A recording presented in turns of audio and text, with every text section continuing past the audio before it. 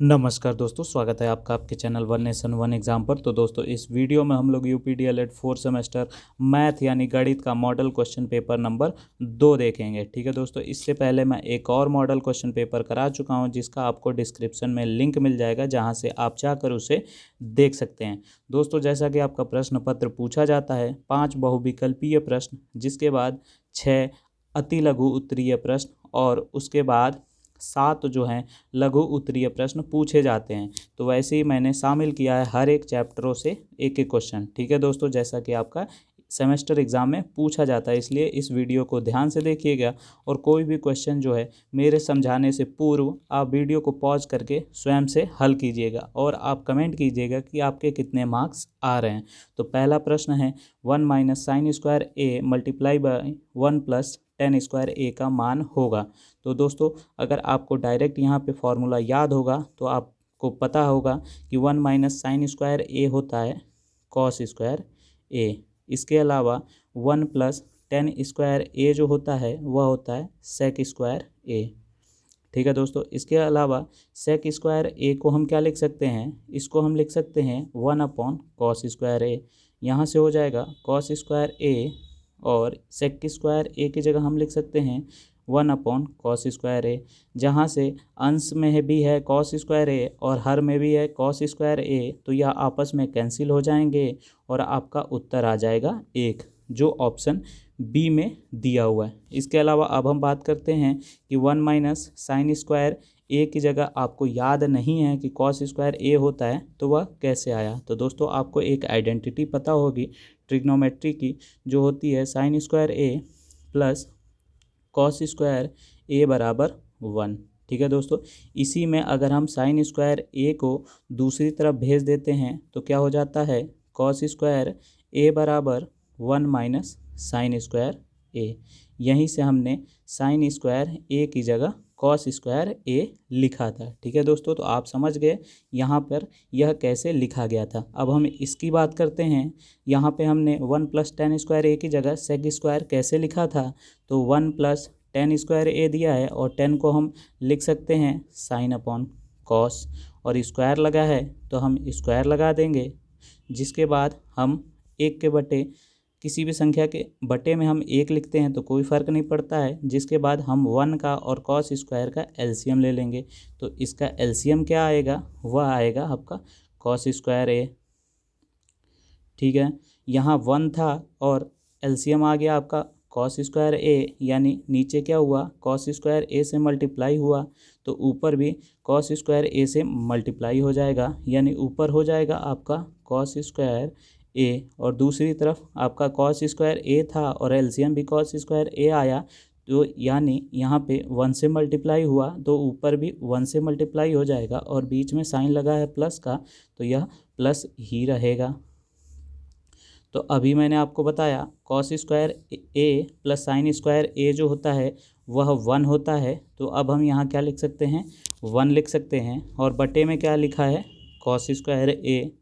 तो cos square A का जो इन्वर्स होता है वह होता है सेक स्क्वायर ए, या फिर 1 बटे कॉस जो होता है वह होता है सेक, और स्क्वायर लगा है तो स्क्वायर लिख देंगे। यहीं से हमारा आया था 1 प्लस टेन स्क्वायर ए बराबर सेक स्क्वायर ए। तो दोस्तों, उम्मीद करता हूँ आपका पहला प्रश्न जो है वह अच्छे से समझ में आ गया होगा। अब हम देखते हैं दूसरा प्रश्न, जो कि कह रहा है संख्या 14,641 के वर्गमूल में अंकों की संख्या है। तो दोस्तों, पहले हम इसका वर्गमूल ज्ञात करते हैं कि इसका वर्गमूल क्या होता है। तो जो 14,641 है, इसका वर्गमूल यानी अंडर रूट जो होता है वह होता है 121। अब हमसे कह रहा है इसमें अंकों की संख्या क्या है, तो अंक कितने हैं, 1, 2 और 3। तो आपका उत्तर हो जाएगा 3। ठीक है दोस्तों, अब हम देखते हैं तीसरा प्रश्न, जो कि है एक वृत्त की त्रिज्या दी हुई है 3.5 सेंटीमीटर, इसकी परिधि पूछ रहा है। तो दोस्तों, आपको परिधि का सूत्र पता होगा, वह होता है 2 पाई आर।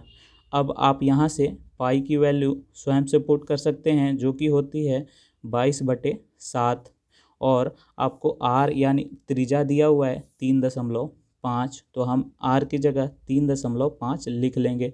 जहाँ से अगर हम दशमलव हटाते हैं तो बटे में आ जाएगा, दशमलव के स्थान पर 1 और उसके बाद एक संख्या है तो एक 0 आ जाएगा। इसके बाद हम देखते हैं क्या कुछ कट रहा है अंश और हर का, तो 7 5 35, इसके अलावा 5 दूनी 10, जिसके बाद 2 से 2 कैंसिल हो जाएगा और आपका सिर्फ और सिर्फ 22 बच जाएगा। यानी जो इसकी परिधि होगी वह होगी 22 सेंटीमीटर, जो ऑप्शन थर्ड में दिया हुआ है, यही आपका उत्तर हो जाएगा। अब हम देखते हैं चौथा ऑब्जेक्टिव क्वेश्चन, जो कि कह रहा है अंडर रूट में दिया हुआ है 4 का क्यूब प्लस 15 का स्क्वायर।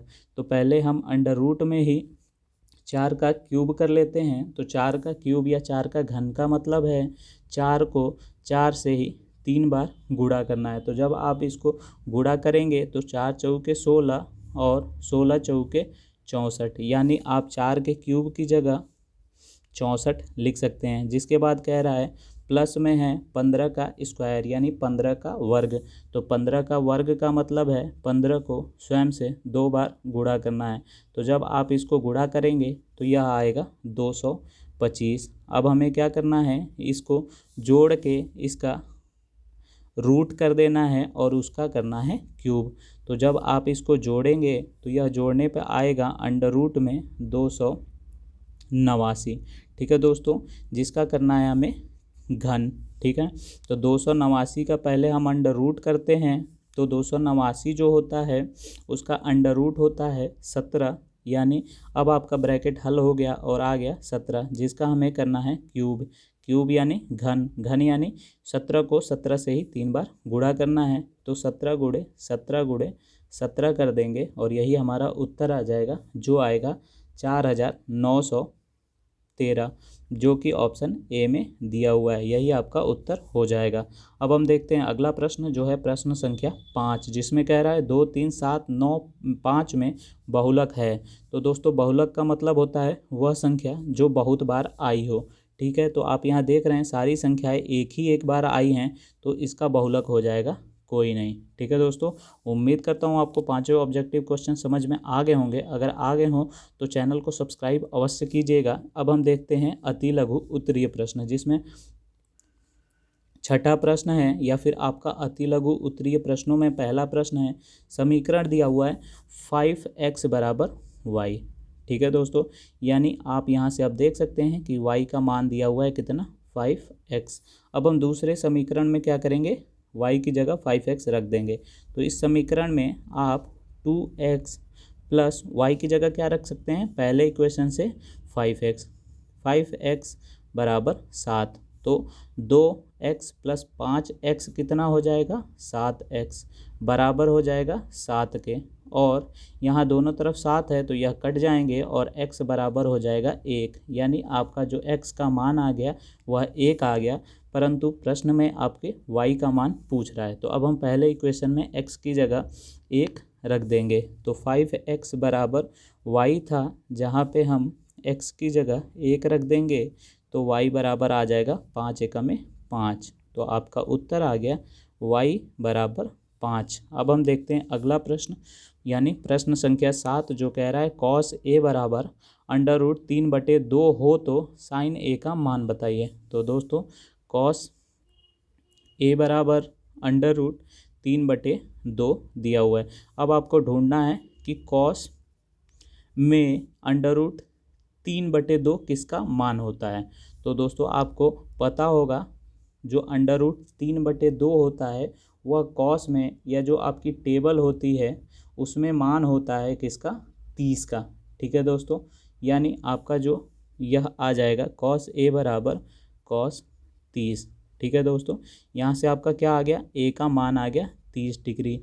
अब आप क्या करेंगे, साइन a में पुट कर देंगे, यानी अब साइन a में a के स्थान पे आप 30 लिख सकते हैं और साइन 30 का मान होता है 1/2। 2 और यही आपका उत्तर हो जाएगा 1/2। अब हम देखते हैं अगला प्रश्न जो है प्रश्न संख्या 8, जिसमें गुणनखंड करना है। तो दोस्तों गुणनखंड में क्या करना होता है, जो आखिरी टर्म है जो 12 है, इसके आप इस प्रकार फैक्टर कीजिए, गुणनखंड कीजिए कि जो 12 के आगे प्लस लगा है वह प्लस करने पे मिडिल टर्म यानी 7 आ जाए। तो हम इसको कैसे तोड़ सकते हैं, 4×3=12। ठीक है दोस्तों, क्योंकि 4 और 3 को जोड़ेंगे तो मिडिल टर्म 7 आ जाएगा। अब हम 7 की जगह क्या लिख सकते हैं, 4+3। तो यहाँ अब हमारा प्रश्न हो गया x² माइनस, और 7 की जगह हम क्या लिखेंगे, 4+3 और x बाहर ऐसे ही रख देंगे +12। जिसके बाद अब हम इसको हल कर लेंगे तो x² minus 4x minus 3x plus 12 हो जाएगा। जहाँ से हम x कॉमन ले लेंगे तो x-4 आएगा, और आखिरी के दो पदों में हम 3 कॉमन ले लेंगे, -3 कॉमन ले लेंगे, तो यहाँ भी x-4 आ जाएगा। ठीक है दोस्तों, अब आप देख रहे हैं यहाँ भी x-4 है, यहाँ भी x-4 है, तो हम x-4 को ही कॉमन ले लेंगे, तो दूसरे ब्रैकेट में आ जाएगा हमारा x-3, और यही आपका उत्तर हो जाएगा। अब हम देखते हैं अगला प्रश्न जो कह रहा है, वह छोटी से छोटी प्राकृतिक संख्या ज्ञात कीजिए जिसे 19449 में से घटाने पर शेषफल पूर्ण वर्ग हो जाए। ठीक है दोस्तों, यानी इस संख्या में से आपको उस संख्या को हटा देना है जिससे यह संख्या एक पूर्ण वर्ग बन जाए। तो हम इसका क्या करेंगे, इस संख्या का वर्गमूल ज्ञात करेंगे। तो वर्गमूल ज्ञात करने के लिए हम क्या करेंगे, इस संख्या को हम वर्गमूल ज्ञात करेंगे भाग विधि द्वारा। ठीक है, जिसमें हम क्या करते हैं, दो दो संख्याओं का पेयर बनाते हैं। ठीक है दोस्तों, तो हम दो दो संख्याओं का पेयर बनाएंगे और इसके बाद हम इसका वर्गमूल करेंगे, और जो शेष बचेगा उसको इस संख्या में से घटा देंगे, तो यह संख्या जो हो जाएगी वह एक पूर्ण वर्ग हो जाएगी। तो पहले देखते हैं, हमारा पहला पेयर है 19, तो किस संख्या का वर्ग जो होगा वह 19 के आसपास होगा। तो 4 का अगर वह आप वर्ग करते हैं तो कितना आता है, 16, जो 19 के करीब है। अब बचा 19 में से 16 जाने पे 3। अगला पेयर उतारेंगे 44, और इधर क्या करना होता है, जिसका आपने वर्ग किया उस संख्या में उसी संख्या को जोड़ दीजिए। तो यहाँ क्या आ गया, आपका 8 आ गया। अब क्या करिए, 8 के बाद ऐसी संख्या लिखिए जिसका वर्ग करने पर यह 344 के पास पहुँच जाए। तो हम यहाँ अगर 1 रखते हैं तो क्या हो जाएगा, यह हो जाएगा 81, और उसी संख्या से गुणा करना होता है तो यह आएगा 81, तो जो कि इसके बहुत करीब नहीं है। तो अब यहाँ हम 2 रखेंगे तो 2 से ही गुणा करना पड़ेगा, 2 दूनी के 4, 2 8 16, यानी अभी भी करीब नहीं है। तो 3 रखेंगे तो 3 3 9 और 8 3 24, तो अभी भी यह करीब नहीं है। तो अब हम 4 रखते हैं तो 4 से गुणा करना पड़ेगा, तो 4 चौके 16 और 8 चौके 32 और 1 33। अब यह आ गया 344 के करीब, तो हम यहाँ रखेंगे 4 और यहाँ आएगा 336। अब हम 344 में से 336 घटा लेंगे तो बचेगा 8, और अगला पेयर उतार लेंगे। ठीक है, जो है 91। और यहाँ क्या करना होता है, उसी संख्या को जैसे आपने किया उसी संख्या को उसी 4 में जोड़ दीजिए, तो यहाँ आ गया 88, और जो आपने यहाँ लिखा उसको यहाँ पे लिख दीजिए। अब आपको लाना है 891 के करीब, और आपका 8 आ गया है। ठीक है दोस्तों, तो अब हम क्या करेंगे, इसके आगे 1 लिखेंगे और उसी से गुणा करेंगे, तो यहाँ भी 1 लिखना होगा और यहाँ आएगा 881। ठीक है दोस्तों, अब हम 891 में से 881 घटाएंगे तो बचेगा 10, यानी जो छोटी से यानी 10 अगर हम घटा देते हैं इसमें से तो जो बचेगा वह पूर्ण वर्ग बन जाएगा। तो क्या पूछ रहा था, वह छोटी से छोटी प्राकृतिक संख्या ज्ञात कीजिए जिसे इतने में से घटाने पर शेषफल पूर्ण वर्ग बन जाए। तो वह छोटी संख्या हो जाएगी आपका 10, यानी आपका शेषफल पूछ रहा था कि किसे हम घटाएंगे तो यह पूर्ण वर्ग बनेगा। तो अगर हम इसमें से 10 घटा देते हैं तो यह 441 का वर्ग बन जाएगा। ठीक है दोस्तों, अब हम देखते हैं अगला प्रश्न जो कह रहा है निम्नलिखित दी गई संख्याओं का औसत ज्ञात कीजिए। तो दोस्तों औसत क्या होता है, औसत होता है दी हुई संख्याओं का योग बटे में टोटल नंबर ऑफ संख्याएं, यानी संख्याओं का योग बटे में कुल संख्याएं। तो आप पहले इन संख्याओं को जोड़ लीजिए। तो जब आप जोड़ेंगे तो 103.2 आ जाएगा और बटे में होती हैं कुल संख्या, यानी गिन लीजिए कि यह कितनी संख्याएं हैं। तो यह 7 संख्याएं हैं। अब हम क्या करेंगे, 7 से 103.2 को भाग कर देंगे और आपका उत्तर आ जाएगा 14.74। ठीक है दोस्तों, अब हम देखते हैं अगला प्रश्न। किसी शंकु की तिरछी ऊंचाई 21 सेंटीमीटर दी हुई है, त्रिज्या 8 सेंटीमीटर है और शंकु का वक्र पृष्ठ पूछ रहा है। तो दोस्तों इसके लिए आपको शंकु का वक्र पृष्ठ का फॉर्मूला पता होना चाहिए, तभी आप इस क्वेश्चन को कर पाएंगे। तो फॉर्मूला होता है दोस्तों, शंकु के वक्र पृष्ठ का फॉर्मूला होता है पाई आर एल। यहाँ से आप पाई की वैल्यू स्वयं से पुट कर सकते हैं, जो कि होती है 22/7 और आर आपको दिया है जो कि है 8 सेंटीमीटर। इसके अलावा आपकी जो तिरछी ऊंचाई यानी एल जो दिया है वह है दिया है 21।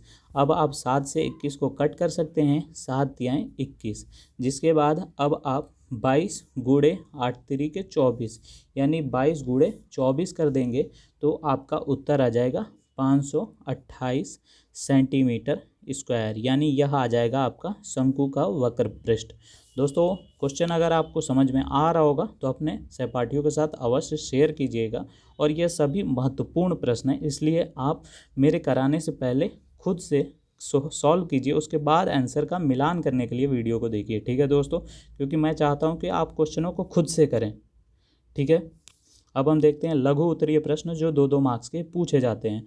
दी हुई संख्याओं की माध्यिका ज्ञात करनी है। ठीक है दोस्तों, तो माध्यिका ज्ञात करने के लिए क्या करना होता है, आपको जो भी आंकड़े दिए हों उसको क्या करना होता है, आरोही या अवरोही क्रम में लिखना होता है। यानी बढ़ते क्रम में लिखिए या घटते क्रम में लिखिए। तो हम लिखते हैं बढ़ते क्रम में। तो बढ़ते क्रम में लिखने के लिए सबसे छोटी संख्या, उससे बड़ी संख्या, फिर उससे बड़ी, फिर उससे बड़ी, उससे बड़ी, उससे बड़ी, उससे बड़ी और फिर सबसे बड़ी। यह हमारा हो गया पहला स्टेप। इसके बाद क्या करना होता है, आपको जो आंकड़े दिए हैं उनको गिनना होता है, क्योंकि माध्यिका में सम संख्याओं के लिए अलग फॉर्मूला लगता है, विषम संख्याओं के लिए अलग लगता है। तो इसमें है 1 2 3 4 5 6 7 8, यानी n है आपका 8 जो कि है सम। ठीक है दोस्तों, तो सम के लिए फॉर्मूला क्या होता है, वह होता है n/2वां पद प्लस n/2 + 1वां पद का होल बटे में 2। ठीक है दोस्तों, अगर आप सोच रहे हैं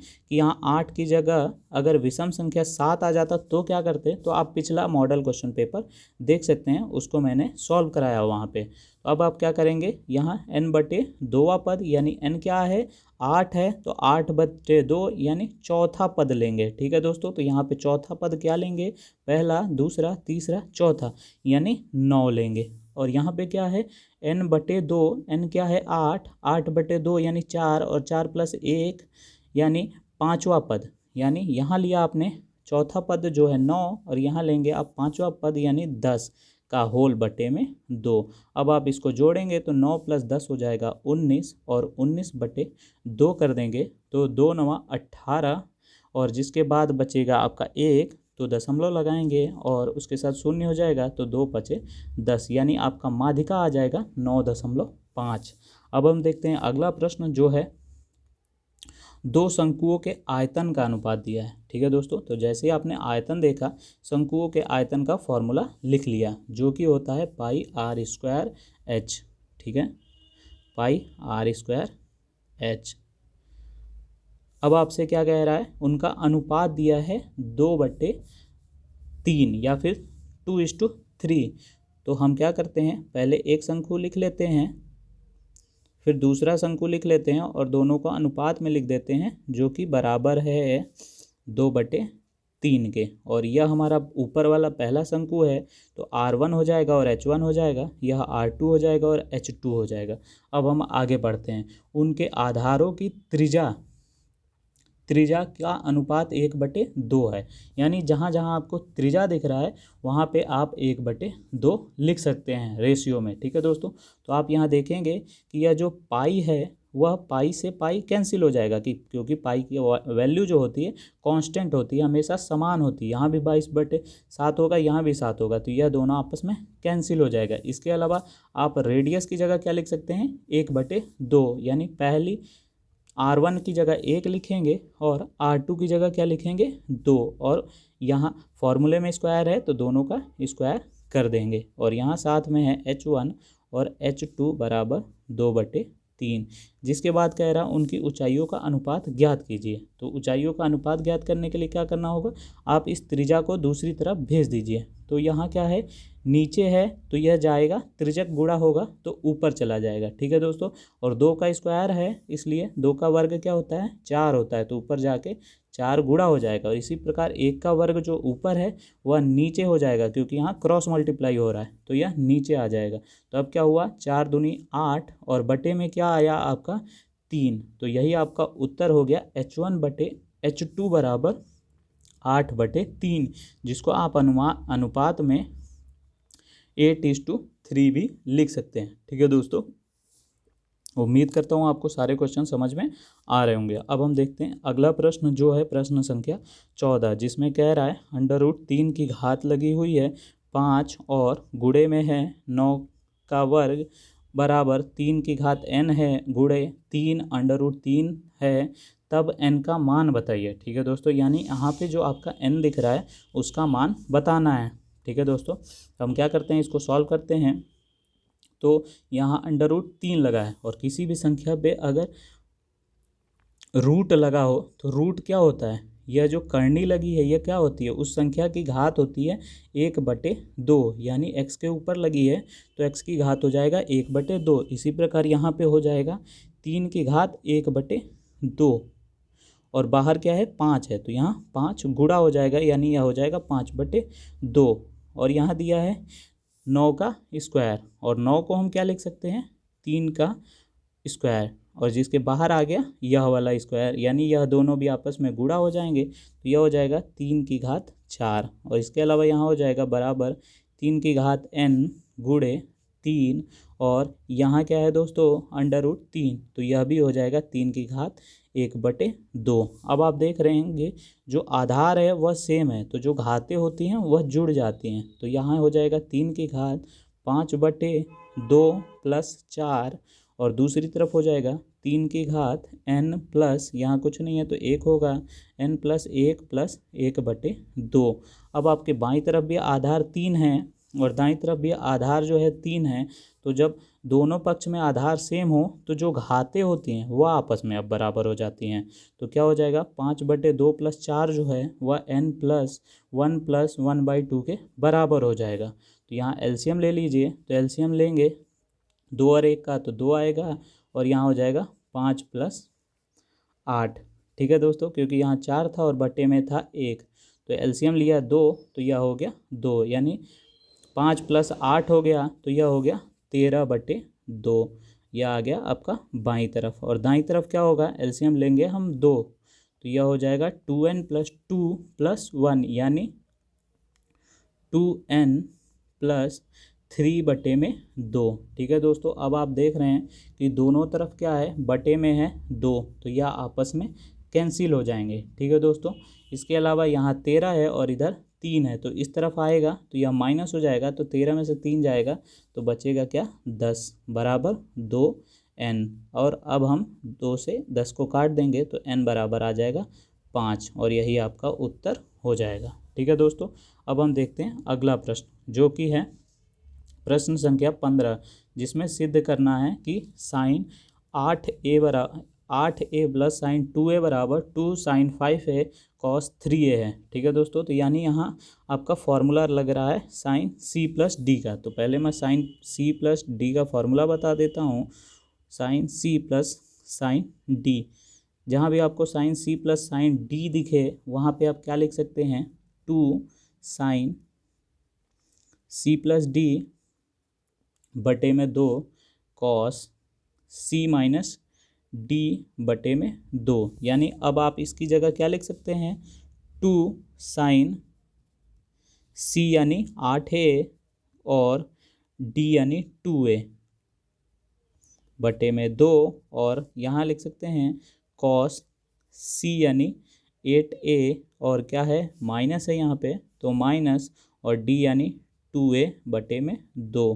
अब आप इसको हल कर लीजिए तो 8 + 2a यानी 10a हो जाएगा यहाँ पे और बटे में क्या है 2 है तो कैंसिल हो जाएगा और बचेगा 2 sin 5a और यहाँ क्या होगा 8 में से 2a घटेगा तो बचेगा 6a और बटे में 2 है तो कैंसिल हो जाएगा और बचेगा यहाँ cos 3a और यही आपका उत्तर हो जाएगा प्रश्न संख्या 15 का।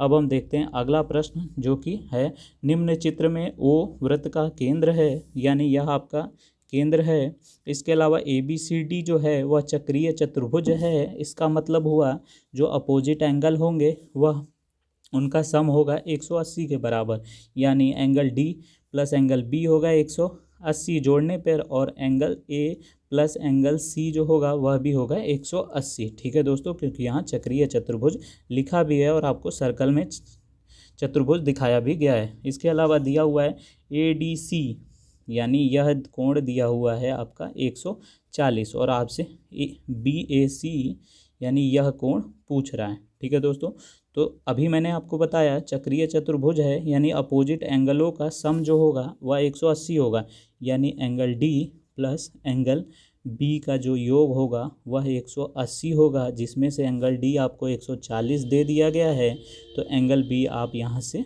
निकाल लेंगे तो आपका एंगल B क्या आ जाएगा 140 दूसरी तरफ जाएगा और 180 में से घटेगा तो एंगल B हो जाएगा 40 यानी आपने एंगल B निकाल लिया 40।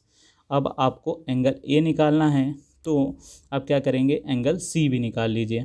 तो दोस्तों किसी भी सर्कल में जो आर्क से यहाँ कोण बनता है वह 180 बनता है उसका आधा बनता है सरकमफ्रेंस पे। ठीक है दोस्तों यानी यह एक आर्क है AB इससे जो कोण बनेगा सेंटर पे उसका आधा होता है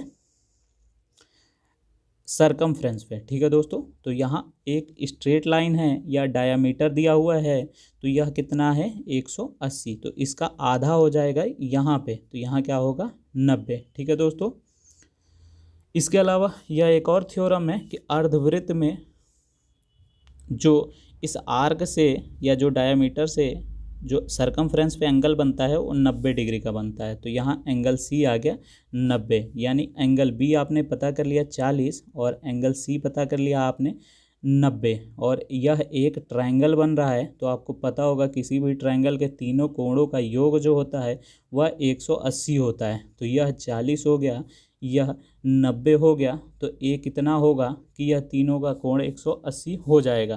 तो अब हम क्या करेंगे 40 प्लस 90 प्लस एंगल BAC बराबर 180 रख देंगे और इसको हल कर लेंगे। इसको जोड़ेंगे तो 130 आ जाएगा जिसको हम दूसरी तरफ भेजेंगे तो 180 में से घट जाएगा और हमारा BAC एंगल का मान ज्ञात हो जाएगा तो यह दूसरी तरफ जाएगा और घट जाएगा तो 180 में से 130 घटाएंगे तो एंगल A आ जाएगा जो आ जाएगा 50। ठीक है दोस्तों तो उम्मीद करता हूँ यह क्वेश्चन भी आपको अच्छे से समझ में आ गया होगा। अब हम देखते हैं अगला प्रश्न जो कि है दो पासों को एक साथ फेंकने पर अंकों का योग 4 होने की संभावना ज्ञात कीजिए। तो दोस्तों जब दो पासे फेंकेंगे तो जो कुल संभावनाएं होंगी यानी कुल संभावनाएं होंगी वह कितनी होंगी क्योंकि आपसे प्रायिकता पूछ रहा है। तो दोस्तों कुल संभावनाएं होंगी दो पासे हैं तो एक पासे में कितने फेजेस होते हैं 6 होते हैं और 2 पासे हैं तो इसकी घात 2 होगी यानी कुल जो संभावना होगी वह होगी 36। ठीक है दोस्तों क्योंकि इसको हल करेंगे तो 36 आ जाएगा। अब आपसे पूछ रहा है 4 होने की संभावना क्या होगी यानी अगर आप दोनों पासे फेंकते हैं तो पहले पासे में अगर 1 आता है तो दूसरे पासे में क्या आएगा 1 2 3 4 5 6 आएगा। ठीक है दोस्तों परंतु क्या करना है आपको वही सिर्फ संभावना लेनी है जिसमें अंकों का योग जो हो वह 4 हो जाए। तो पहले पासे में अगर आपका 1 आ गया तो दूसरे में कितना आएगा कि योग 4 हो जाए, तो वह आएगा 3, यानी एक संभावना बन गई आपकी 1,3। ठीक है दोस्तों। इसके अलावा अगर आप पहले पासे में 2 आ जाता है और दूसरे पासे में 1 2 3 4 5 6 आता है, तो जो 4 होने की संभावना होगी योग करने पे वह हो जाएगी 2,2। इसके अलावा अगर पहले पासे में 3 आता है और दूसरे पासे में 1 2 3 4 5 6 आता है, तो क्या हो जाएगा, तीसरा जो संभावना होगी वह 3,1 हो जाएगी। और उसके बाद अगर पहला पासे में 4 आ जाता है तो दूसरे पासे में कुछ भी आएगा तो वह 4 से बड़ा हो जाएगा, यानी कुल संभावनाएं जो होंगी वह 3 होंगी। और प्रायिकता बराबर होता है घटना घटित होने की संभावना जो कि है 3 में कुल संभावना। तो यही आपका उत्तर हो जाएगा 3/36, जिसे आप लघु रूप में 1/12 भी लिख सकते हैं। अब हम देखते हैं आज का आखिरी प्रश्न जो है, दो संख्याओं का योग जो है वह 24 है।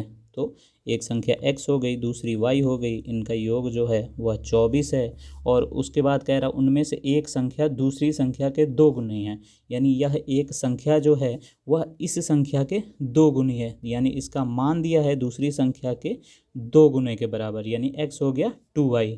अब हम बाकी इसको हल कर लेते हैं। तो अब यह हो गया 2y + y यानी 3y बराबर 24, जहाँ से 3 से 24 कटेगा 8 बार में और y बराबर हो जाएगा 8। ठीक है दोस्तों, यानी एक जो आपकी संख्या आ गई वह आ गई 8। अब हम क्या करते हैं, दूसरी संख्या ज्ञात कर लेते हैं। तो यह आ गई 8, तो हम यहाँ पे रख देते हैं 8, जिसको दूसरी तरफ भेजेंगे तो घट जाएगा और 24 में से 8 घटेगा तो आपका उत्तर आ जाएगा 16, यानी x का मान आ जाएगा 16। तो दोस्तों यहाँ पे आपके सारे प्रश्न कंप्लीट होते हैं। तो दोस्तों उम्मीद करता हूँ आपको सारे क्वेश्चन अच्छे से समझ में आ गए होंगे। इस कॉन्सेप्ट पे आधारित क्वेश्चन को थोड़ा सा बदल कर भी दिया जाएगा तो आप अवश्य कर पाएंगे। इसके अलावा अगर आपने वीडियो पॉज करके देखी है और अपने आप से सॉल्व किया है तो आप नीचे कमेंट कीजिएगा कि आपके 25 में से कितने मार्क्स आ रहे थे। ठीक है दोस्तों, बाकी अपने दोस्तों के साथ शेयर कीजिए। इसी प्रकार के मॉडल क्वेश्चनों पेपर को देखने के लिए चैनल को सब्सक्राइब करने के साथ बेल आइकन पे क्लिक अवश्य कीजिएगा। ठीक है दोस्तों, पूरी वीडियो देखने के लिए बहुत बहुत धन्यवाद दोस्तों।